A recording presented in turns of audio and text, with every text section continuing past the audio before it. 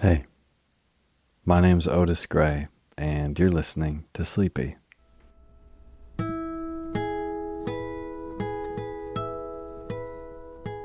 podcast where I read old books to help you get to sleep.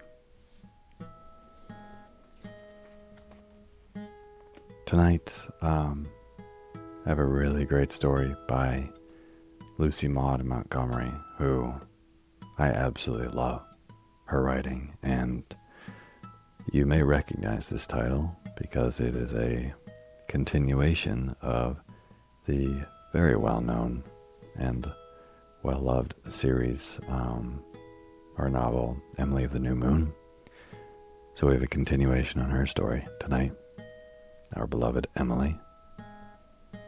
And before we get to the bedtime reading, I just want to profoundly thank all of our new patrons on patreon.com, which is a website where you can pledge a couple bucks for an ad-free version of Sleepy. So, this week's incredible new patrons: Natalie O'Brien, Christy Conkey, and Natasha Figueroa. Thank you all so much for being a part of making this show. It really, really means a lot. So thank you. And if you have no idea what I'm talking about, the names that I just read are brand new supporters of Sleepy on patreon.com, which is a website that allows you to directly support the people who make the stuff that you like. So if you like Sleepy and you want to be a part of making it, then you can do that, just like many other Sleepy listeners do. And you can do that with $1 a month, $2 a month, which again gets you ad-free version of the show. My cat is coming in right now, and sometimes she brings me socks as a gift. Come here. Thank you so much. Thank you. Well, now that we're doing video podcasts, this is Engine, who in the many episodes of the Sleepy podcast you have listened to. You may have heard her in the background. She has stuff on her mouth. You sweet little angel. Anyways, this is Engine.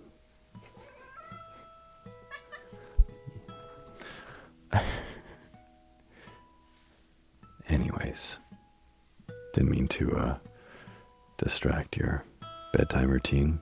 I think I was thanking our patrons.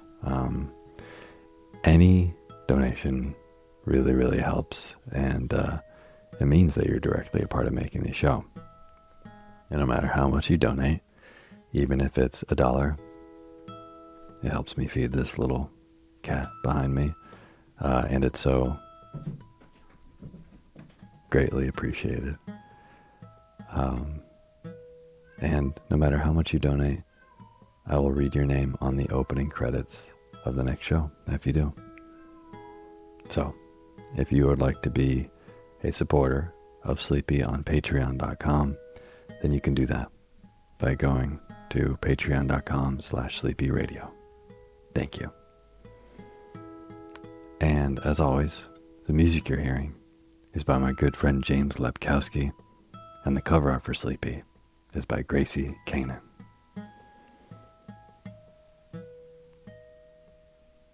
So tonight, as I said, I'm going to be reading some more of L.M. Montgomery's work, and I just love all of her writing. It makes so much sense to me why her writing has stood the test of time.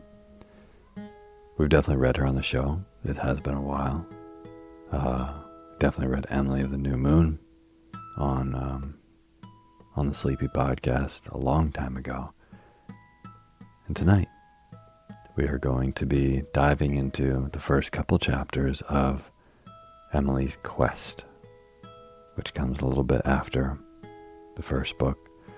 And I really like at least these first couple chapters because a lot of it takes place in letters that she writes.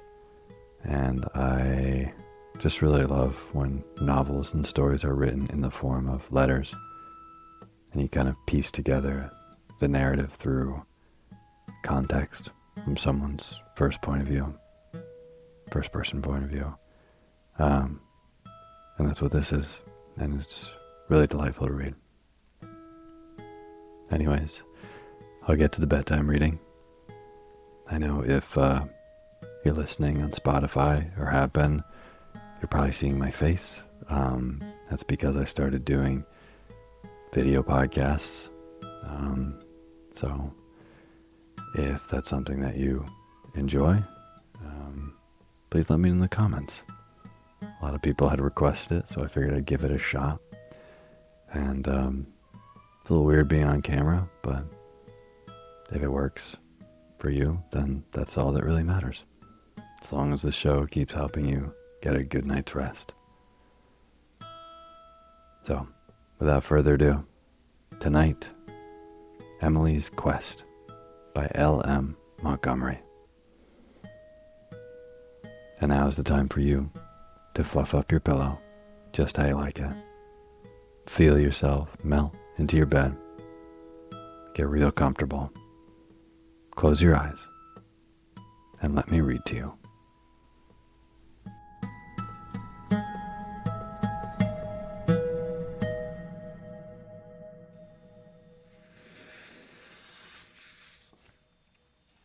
Chapter 1.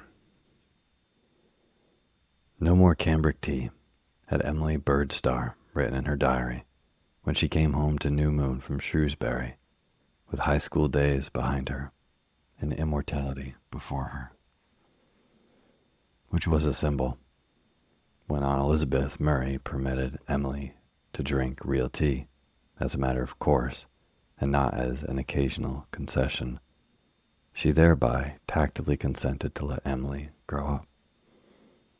Emily had been considered grown up by other people for some time, especially by cousin Andrew Murray and friend Perry Miller, each of whom had asked her to marry him and been disdainfully refused for his pains. When Aunt Elizabeth found this out, she knew it was no use to go on making Emily drink cambric tea. Though, even then, Emily had no real hope that she would ever be permitted to wear silk stockings. A silk petticoat might be tolerated, being a hidden thing, in spite of its seductive rustle, but silk stockings were immoral.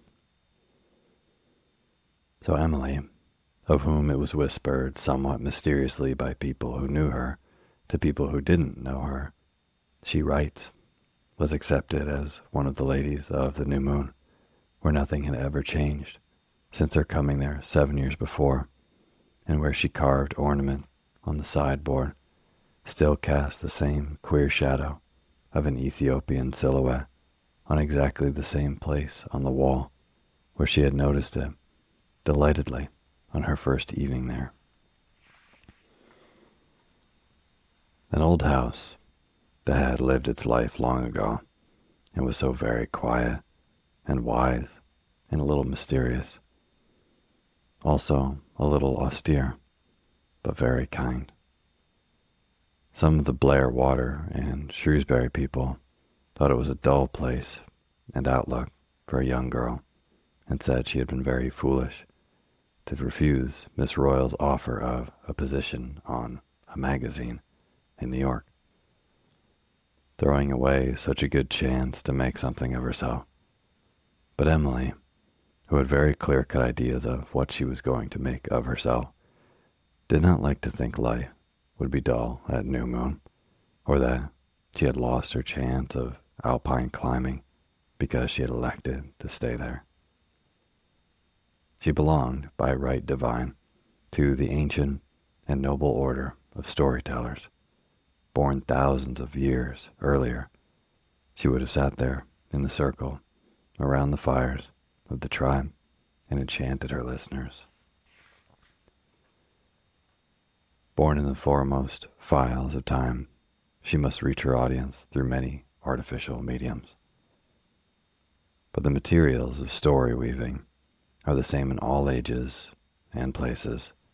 Births, deaths, marriages, scandals. These are the only really interesting things in the world. So she settled down very determinedly and happily to her pursuit of fame and fortune, and of something that was neither. For writing to Emily Bird Starr was not primarily a matter of worldly lucre or laurel crown. It was something she had to do. A thing, an idea, whether of beauty or ugliness, tortured her until it was written out. Humorous and dramatic by instinct, the comedy and tragedy of life enthralled her and demanded expression through her pen. A world of lost but immortal dreams, lying just beyond the drop curtain of the real, called to her for embodiment and interpretation, called with a voice she could not, dared not disobey. She was filled with youth's joy in mere existence. Life was forever luring and beckoning her onward. She knew that a hard struggle was before her. She knew that she must constantly offend Blair Water neighbors who would want her to write obituaries for them, and who, if she used an unfamiliar word, would say contemptuously that she was talking big. She knew there would be rejection slips galore. She knew there would be days when she would feel despairingly that she could not write and that it was of no use to try. Days when the editorial phase, not necessarily a reflection on its merits, would get on her nerves to such an extent that she would feel like imitating Marie Bashirstuff and hurling the taunting, ticking, remorseless sitting room clock out the window. Days when everything she had done or tried to do would slump, become mediocre and despicable. Days when she would be tempted to bitter disbelief in her fundamental conviction that there was such a truth in poetry of life as in the prose. Days when the echo of that random word of the gods, for which she so avidly listened, would only seem to taunt her with its suggestions of unattainable perfection and loveliness beyond the reach of mortal ear or pen. She knew that Aunt Elizabeth tolerated but never approved her mania for scribbling. In her last 2 years in Shrewsbury High School, Emily, to Aunt Elizabeth's most incredulous amazement, had actually earned some money by her verses and stories, hence the toleration. But no Murray had ever done such a thing before, and there was always that sense, which Dame Elizabeth Murray did not like, of being shut out of something. Aunt Elizabeth really resented the fact that Emily had another world, apart from the world of New Moon and Blair Water, a kingdom starry and illimitable, into which she could enter at will, and into which not even the most determined and suspicious of aunts could follow her. I really think that if Emily's eyes had not so often seemed to be looking at something dreamy and lovely and secretive, Aunt Elizabeth might have had more sympathy with her ambitions. None of us, not even self-sufficing Murrays of New Moon, like to be barred out.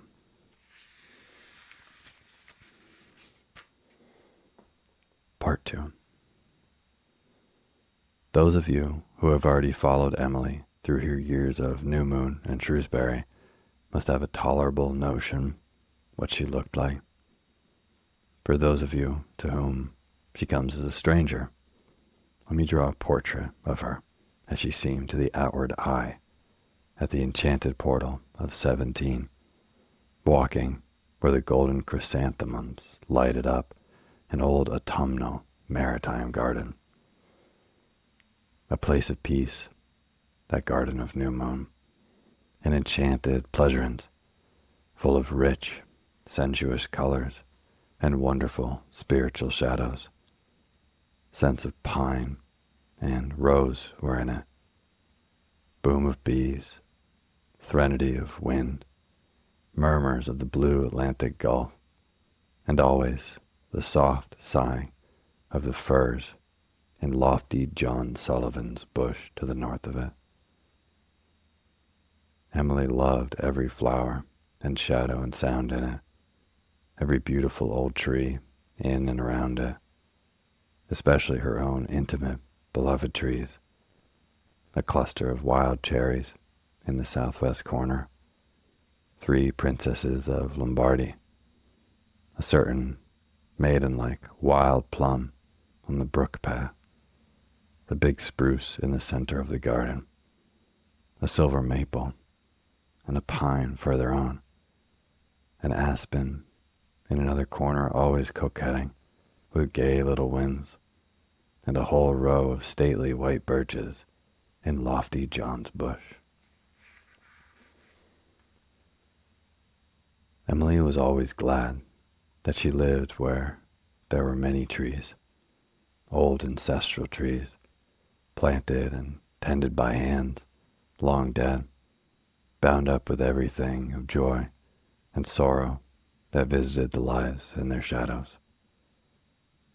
A slender, virginal young thing, hair like black silk, purplish gray eyes with violet shadows under them that always seemed darker and more alluring after Emily had sat up some unholy and un-Elizabethan hour, completing a story or working out the skeleton of a plot.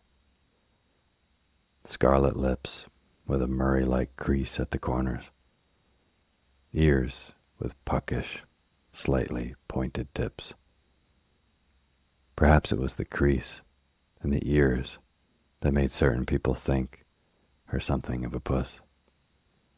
An exquisite line of chin and neck, a smile with a trick in it, such a slow blossoming thing with a sudden radiance of fulfillment. And ankles that scandalous old Aunt Nancy Priest of Priest Pond commended. Faint stains of rose in her rounded cheeks that sometimes suddenly deepened to crimson. Very little could bring that transforming flush, a wind off the sea, a sudden glimpse of blue upland, a flame-red poppy, white sails going out of the harbor in the magic of the morning, Gulf water silver under the moon, a Wedgwood blue columbine in the old orchard, or a certain whistle in lofty John's bush. Was all this pretty? I cannot tell you. Emily was never mentioned when Blair water beauties were being tabulated, but no one who looked upon her face ever forgot it. No one, meeting Emily the second time, ever had to say, your face seems familiar, but generations of lovely women were behind her. They had all given her something of a personality. She had the grace of running water, something, too, of its sparkle and limpidity. A thought swayed her like a strong wind. An emotion shook her as a tempest shakes the rose. She was one of those vital creatures of whom, when they die, we say it seems impossible that they can be dead. Against the background of her practical, sensible clan, she shone like a diamond flame.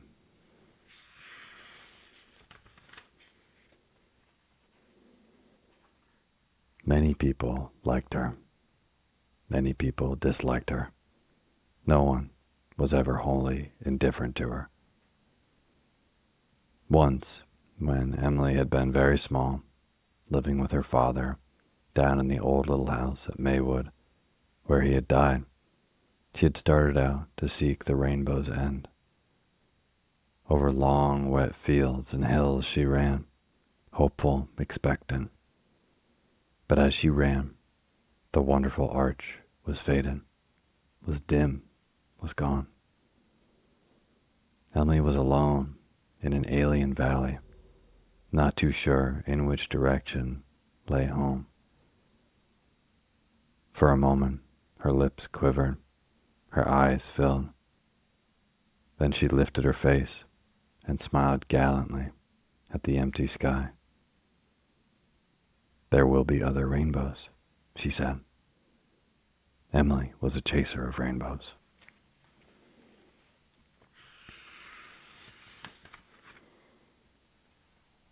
Part 3. Life at New Moon had changed. She must adjust herself to it. A certain loneliness must be reckoned with. Ilsa Burnley, the madcap pal of 7 faithful years, had gone to the School of Literature and Expression in Montreal. The two girls parted with tears and vows of girlhood, never to meet quite the same ground again. For disguise the fact as we will, when friends, even the closest, perhaps the more because of that very closeness, meet again after a separation, there's always a chill, lesser or greater, of change. Neither finds the other quite the same. This is natural and inevitable. Human nature is ever growing or retrogressing, never stationary. But still, with all our philosophy, who of us can repress a little feeling of bewildered disappointment when we realize that our friend is not and never can be just the same as before, even though the change may be by way of improvement? Emily, with the strange intuition which supplied the place of experience, felt this as Ilsa did not, and felt that in a sense she was bidding goodbye forever to the Ilsa of New Moon days and Shrewsbury years. Perry Miller, too, former hired boy of the New Moon, medalist of Shrewsbury High School, rejected but not quite hopeless suitor of Emily, but of Ilsa's rages, was gone. Perry was studying law in an office in Charlottetown, with his eye fixed firmly on several glittering legal goals. No rainbow ends, no mythical pots of gold for Perry. He knew what he wanted, he would stay put, and he was going after it. People were beginning to believe he would get it. After all, the gulf between the law clerk in Mr. Abel's office and the Supreme Court bench of Canada was no wider than the gulf between that same law clerk and the barefoot gamin of Stovepipe Town by the harbor. There was more of a rainbow seeker in Teddy Kent of Tansy Patch. He too was going to the School of Design in Montreal. He too had known for years, the delight and allurement and despair and anguish of the rainbow quest. "Even if we never find it," he said to Emily, as they lingered in the New Moon garden under the violet sky of a long, wondrous northern twilight on the last evening before he went away, "there's something in the search for it that's better, even, than finding it would be."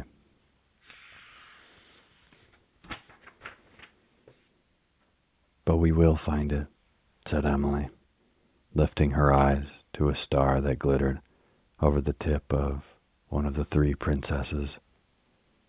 Something in Teddy's use of we thrilled her with its implications.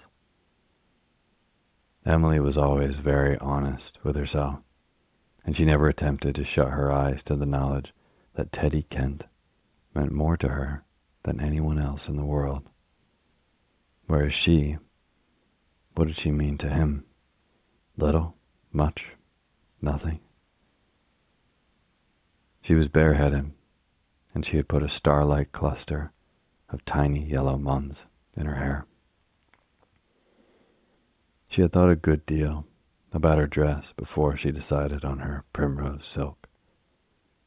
She thought she was looking very well. But what difference did that make if Teddy didn't notice it? He always took her so for granted, she thought a little rebelliously. Dean Priest, now, would have noticed it and paid her some subtle compliment about it. I don't know, said Teddy, morosely scowling at Emily's topaz-eyed gray cat, Daffy, who was fancying himself as a skulking tiger in the Spirea thicket. I don't know. Now that I'm really flying the Blue Peter, I feel flat. After all, perhaps I can never do anything worthwhile. A little knack of drawing. What does it amount to? Especially when you're lying awake at 3 o'clock at night. Oh, I know that feeling, agreed Emily. Last night, I mulled over a story for hours and concluded despairingly that I could never write, that it was no use to try, that I couldn't do anything really worthwhile. I went to bed on that note and drenched my pillow with tears. Woke up at 3 and couldn't even cry. Tears seemed as foolish as laughter or ambition.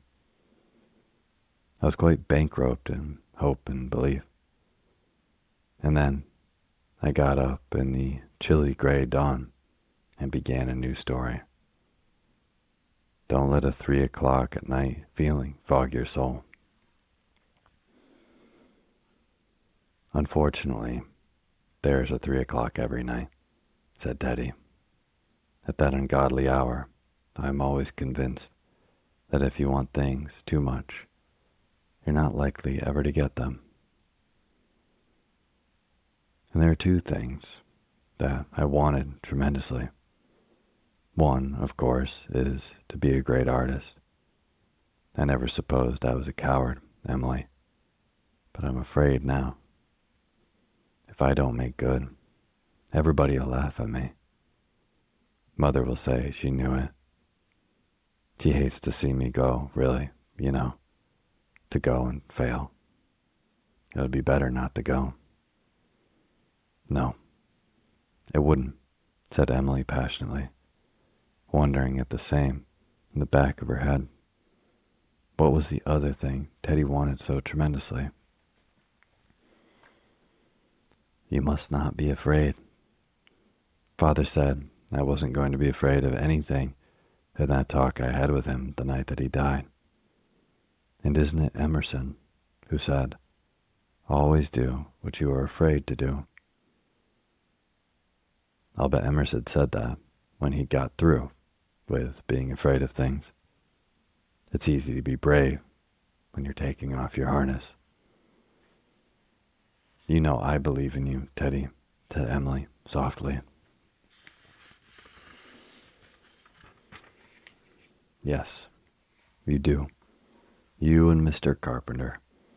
You are the only ones who really do believe in me. Even Ilsa thinks that Perry has by far the better chance of bringing home the bacon. But you are not going after bacon. You're going after rainbow gold. And if I fail to find it and disappoint you, that will be worst of all. You won't fail. Look at that star, Teddy, the one just over the youngest princess. It's Vega of the Lyre. I've always loved it. It's my dearest among the stars.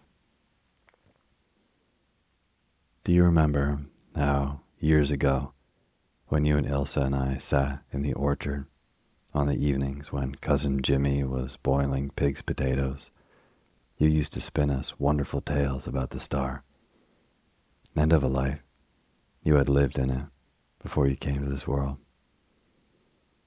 There was no 3 o'clock in the morning in that star. What happy, carefree little shavers we were those times, said Teddy, in the reminiscent voice of a middle-aged, care-oppressed man, wistfully recalling youthful irresponsibility. I want you to surprise me, said Emily, that whenever you see that star, you'll remember that I am believing in you, hard. Will you promise me that whenever you look at that star, you'll think of me, said Teddy. Or rather, let us promise each other that whenever we see that star, we'll always think of each other. Always. Everywhere, and as long as we live. I promise, said Emily, thrilled. She loved to have Teddy look at her like that. A romantic compact. Meaning what? Emily did not know. She only knew that Teddy was going away. That life suddenly looked very blank and cold, that the wind from the gulf, sighing among the trees in lofty John's Bush, was very sorrowful, that summer had gone and autumn had come, and that the pot of gold at the rainbow's end was on some very far distant hill. Why had she said that thing about the star? Why did dusk and fir-scent and the afterglow of the autumnal sunsets make people say absurd things?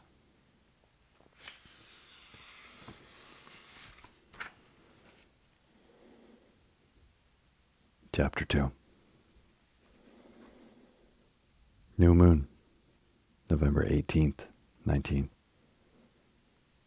Today, the December number of Marchwoods came with my verses flying gold in it. I consider the occasion worthy of mention in my diary because they were given a whole page to themselves and illustrated.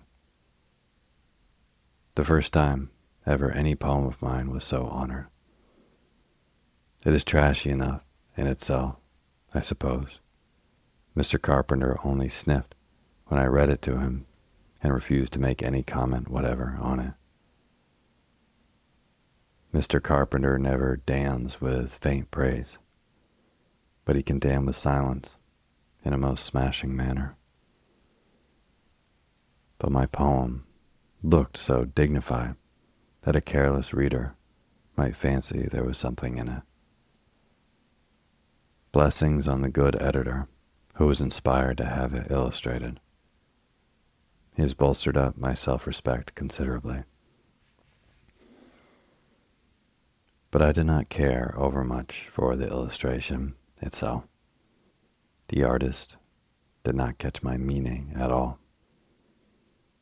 Teddy would have done better. Teddy is doing splendidly at the School of Design, and Vega shines brilliantly every night. I wonder if he really does think of me when he sees it, or if he ever does see it. Perhaps the electric lights of Montreal blot it out. He seems to see a good bit of Ilsa. It's awfully nice of them to know each other in that big city of strangers.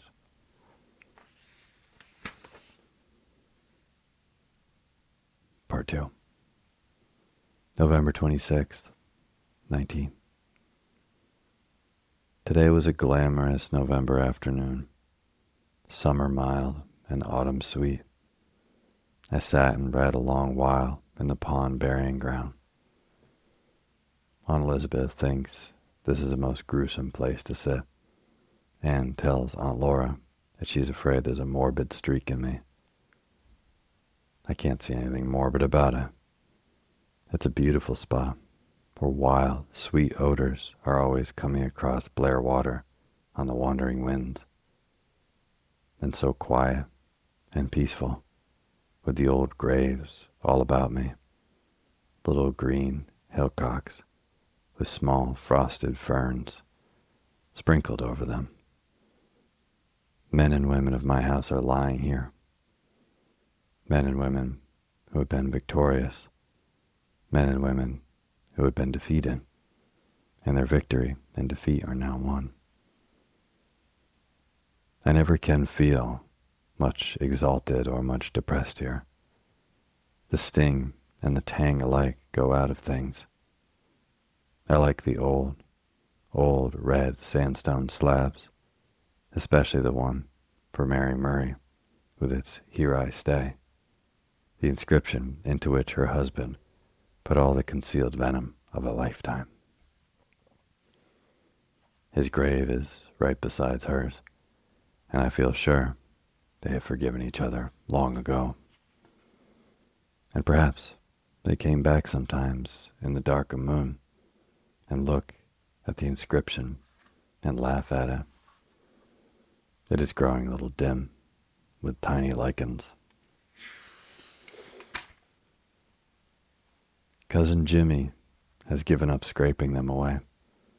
Someday they will overgrow it so that it will be nothing but a green and red and silver smear on the old red stone. December 20th, 19. Something nice happened today. I feel pleasantly exhilarated. Madison's took my story, a flaw in the indictment. Yes, it deserves some exclamation points after it to a certainty. If it were not for Mr. Carpenter, I would write it in italics. Italics. Nay, I'd use capitals. It was very hard to get in there. Don't I know? Haven't I tried repeatedly and gained nothing from my pains but a harvest of wee regrets? And at last it has opened its doors to me.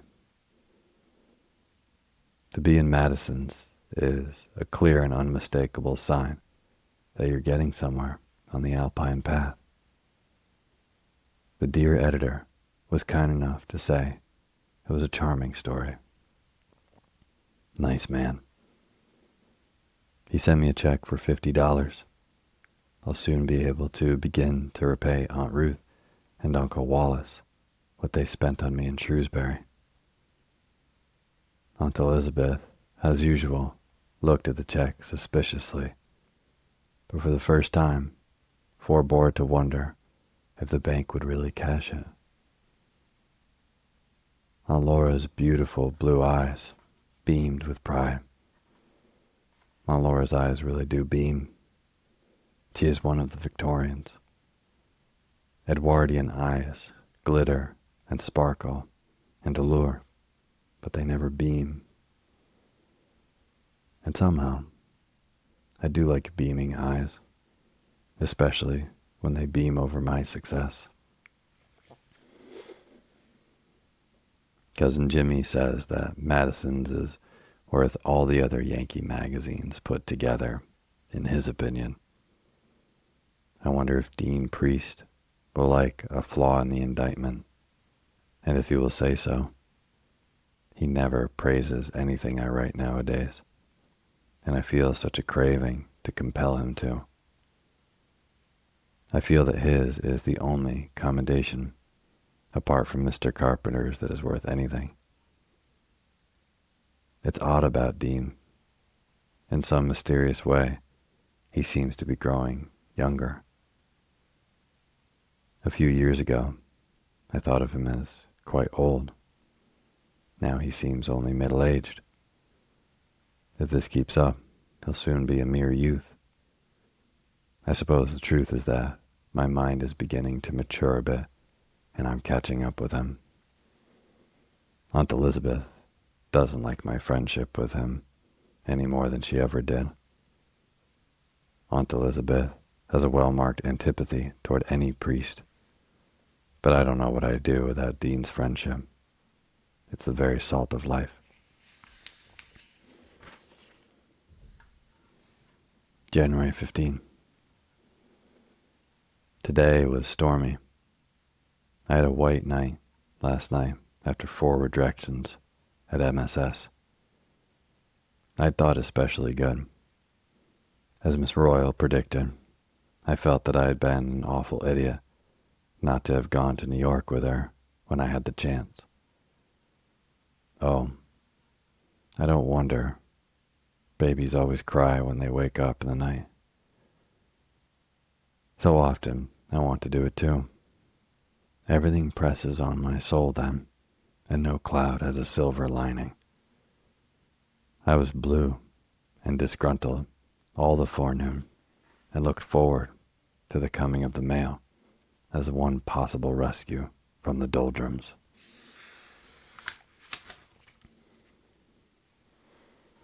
There is always such a fascinating expectancy and uncertainty about the mail.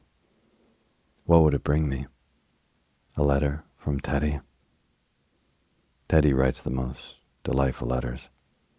A nice thin envelope with a check. A fat one, woefully eloquent, a more rejected MSS. One of Ilsa's fascinating scrawls. Nothing of the sort. Merely an irate epistle from second cousin once removed, Beulah Grant of Dairy Pond, who is furious because she thinks I put her into my Story of Fools habit, which has just been copied into a widely circulated Canadian farm paper. She wrote me a bitterly reproachful letter, which I received today. She thinks I might have spared an old friend who has always wished me well. She is not accustomed to being ridiculed in the newspapers, and will I, in future, be so kind as to refrain from making her the butt of my supposed wit in the public press. Second cousin once removed, Beulah, wields a facile pen of her own when it comes to that, and while certain things in her letter hurt me, other parts infuriated me. I never once thought of Cousin Beulah when I wrote that story. The character of Aunt Kate is purely imaginary. And if I had thought of Cousin Beulah, I most certainly wouldn't have put her in a story. She is too stupid and commonplace. And she isn't a bit like Aunt Kate, who is, I flattered myself, a vivid, snappy, humorous old lady. But Cousin Beulah wrote to Aunt Elizabeth too, and we have a family ruction. Aunt Elizabeth won't believe I am guiltless.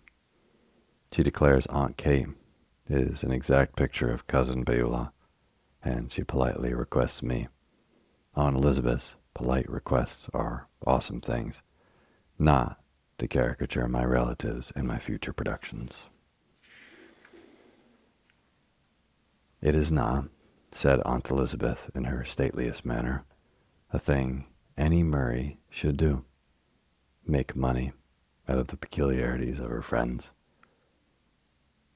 It was just another of Miss Royal's predictions fulfilled. Oh, was she right about everything else? If she was. But the worst slam of all came from Cousin Jimmy, who had chuckled over Fools of Habit. Never mind old Beulah, he whispered. That was fine. You certainly did her up brown in Aunt Kate. I recognized her before I'd read a page. Knew her by her nose. There you are. I unluckily happened to dower Aunt Kate with a long, drooping nose. Nor can it be denied that Cousin Beulah's nose is long and drooping. People have been hanged on no clear circumstantial evidence. It was of no use to wail despairingly that I had never thought of Cousin Beulah. Cousin Jimmy just nodded and chuckled again. Of course, best to keep it quiet. best to keep anything like that pretty quiet. The worst thing in all this is that if Aunt Kate is really like Cousin Beulah Grant, then I failed egregiously in what I was trying to do. However, I feel much better now than when I began this entry. I've got quite a bit of resentment and rebellion and discouragement out of my system. That's the chief use of this diary, I believe.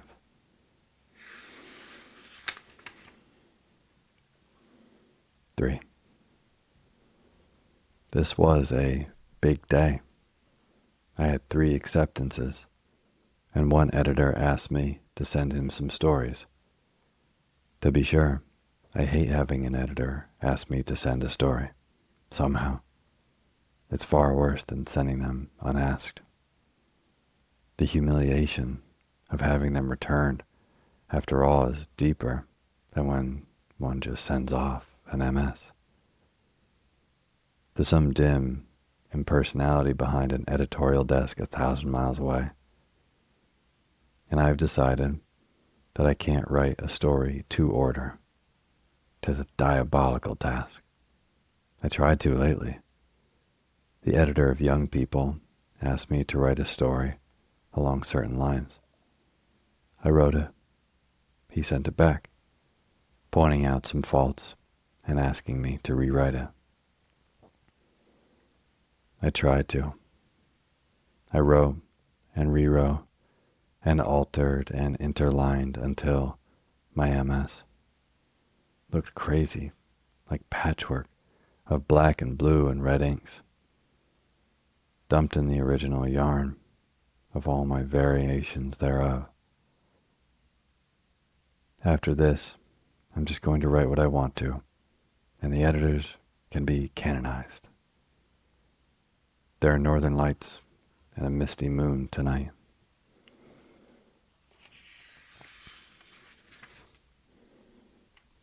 Letter 4. February 16th. My story, what just was it worth, was in the Home Monthly today. But I was only one of the others on the cover. However, to balance that, I have been listed by name as one of the well-known and popular contributors for the coming year in Girlhood Days. Cousin Jimmy has read this editor's foreword over 6 times, and I heard him murmuring well-known and popular as he split the kindlings. Then he went to the corner store and bought me a new Jimmy book. Every time I pass a new milestone on the Alpine path, Cousin Jimmy celebrates by giving me a new Jimmy book. I never buy a notebook for myself. It would hurt his feelings. He always looks at the little pile of Jimmy books on my writing table with awe and reverence, firmly believing that all sorts of wonderful literature is locked up in the hodgepodge of description and characters and bits they contain. I always give Dean my stories to read. I can't help doing it, although he always brings them back with no comment, or, worse than no comment, faint praise. It has become a sort of obsession with me to make Dean admit I can write something worthwhile in its line. That would be triumph. But unless and until he does, everything will be dust and ashes, because he knows.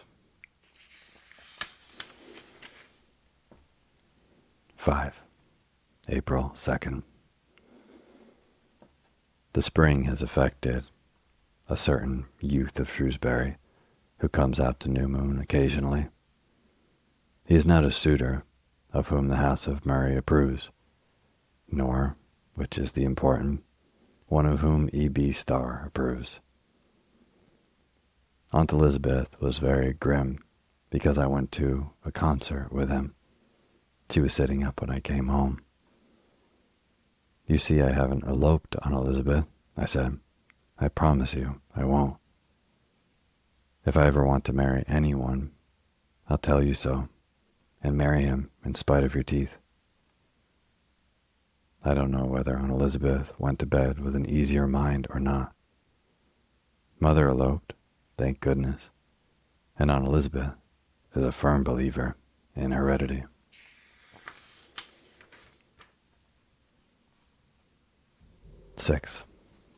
April 15th. This evening, I went away up the hill and prowled about the disappointed house by moonlight. The disappointed house was built 37 years ago, partly built at least for a bride who never came to it. There it has been ever since, boarded up, unfinished, heartbroken, haunted by the timid, forsaken ghosts of things that should have happened but never did. I always feel sorry for its poor blind eyes that have never seen, that haven't even memories. No homelight ever shone out through them, only once, long ago, a gleam of firelight. It might have been such a nice little house, snuggled against a wooded hill, pulling little spruces all round it to cover it. A warm, friendly little house, and a good-natured little house, not like the new one at the corner that Tom Semple is putting up. It is a bad-tempered house, vixenish, with little eyes and sharp elbows. It's odd how much personality a house can have, even before it is ever lived in at all. Once long ago, when Teddy and I were children, we pried a board off the window and climbed in and made a fire in the fireplace. Then we sat there and planned out our lives. We meant to spend them together in that very house. I suppose Teddy has forgotten all about that childish nonsense. He writes often, and his letters are full and jolly and Teddy-like. And he tells me all the little things I want to know about his life.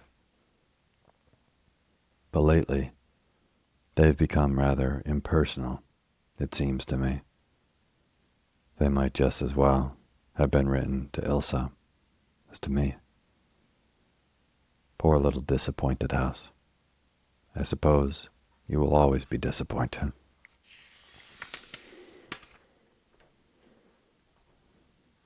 May 1st. Spring again. Young poplars with golden ethereal leaves, leagues of rippling gulf beyond the silver and lilac sand dunes. The winter has gone with swiftness, incredible, in spite of some terrible black 3 o'clocks and lonely, discouraged twilights. Dean will soon be home from Florida, but neither Teddy nor Ilsa is coming home this summer. This gave me a white night or two recently. Ilsa is going to the coast to visit an aunt, a mother's sister, who never took any notice of her before. And Teddy has got the chance of illustrating a series of Northwest mounted police stories for a New York firm, and must spend his holidays making sketches for it in the far north. Of course, it's a splendid chance for him, and I wouldn't be a bit sorry if he seemed a bit sorry because he wasn't coming to Blair Water. But he didn't. Well, I suppose Blair Water and the old life here are to him as a tale that is told now. I didn't realize how much I had been building on Ilsa and Teddy being here for the summer, or how much the hope of it had helped me get through a few bad times in the winter. When I let myself remember that not once this summer will I hear Teddy's signal whistle from Lofty John's bush, not once happen on him in our secret, beautiful haunts of Lane and Brookside, not once exchange a thrilling, significant glance in a crowd when something happened which had a special meaning for us. All the color seems to die out of life, leaving it just a drab, faded thing with shreds and patches. Mrs. Kent met me at the post office yesterday and stopped to speak, something she very rarely does. She hates me as much as ever. I suppose you've heard that Teddy is not coming home this summer. Yes, I said briefly. There was a certain odd, aching triumph in her eyes as she turned away, a triumph I understood. She's very unhappy because Teddy will not be home for her, but she is exultant that he will not come home for me. This shows, she is almost sure, that he cares nothing about me. Well, I dare say she is right. Still, one can't be altogether gloomy in spring. And Andrew is engaged to a girl of whom Aunt Addie entirely approves. I could not be more pleased with Andrew's choice if I had chosen her myself. She said this afternoon to Aunt Elizabeth. To Aunt Elizabeth and at me. Aunt Elizabeth was coldly glad, or said she was. Aunt Laura cried a little.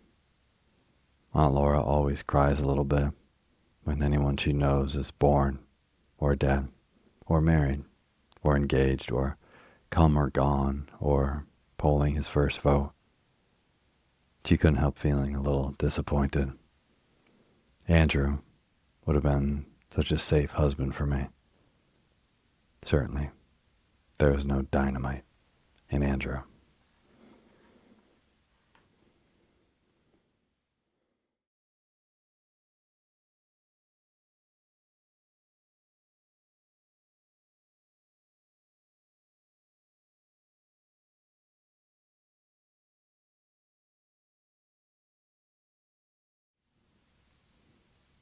Thank you for listening to Sleepy. Good night.